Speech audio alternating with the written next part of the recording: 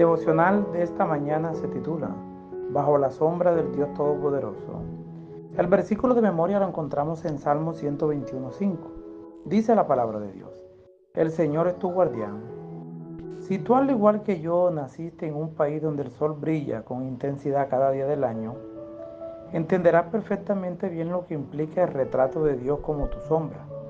Sabrás por experiencia que pocas cosas son más agradables y refrescantes que una buena sombra en un duro día al sol.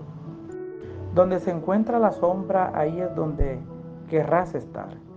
Véanse en una casa, bajo un árbol, en un edificio, bajo un toldo, un auto más alto que el tuyo o incluso otra persona. La sombra es símbolo de resguardo de las inclemencias del sol y el calor, símbolo de solaz y descanso. Y así es precisamente como se retrata a Dios para nosotros en el Salmo 121:5. Dios es aquel que se nos da el descanso espiritual, el solaz, ante los duros trabajos que pasamos y el resguardo frente a las batallas que libramos. Jesús dijo: Lleven mi yugo sobre ustedes y aprendan de mí, y hallarán descanso para su alma. Mateo capítulo 11, versículo 29.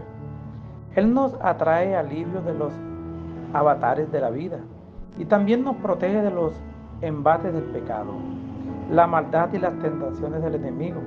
Al mirar bien todos estos beneficios, me resulta impensable que alguien se aventure a vivir en este mundo sin la protección de la sombra divina.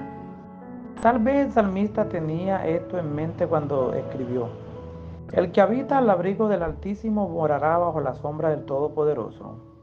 Sería bueno que al contemplar este retrato no perdamos de vista que Jehová es nuestra sombra a la mano derecha, porque esto es un símbolo de que el descanso, la protección y el alivio que nos asegura su constante sombra no hace excepción de lugares ni de circunstancias.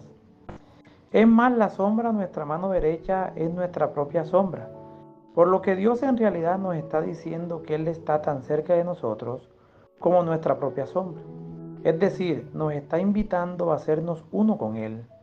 ¿No te da ánimo esto para vivir el día de hoy con esperanza, optimismo y alegría? Por agradable que sea la sombra bajo la que te cobijes, si te alejas de aquello que la produce, la sombra te alejará de ti.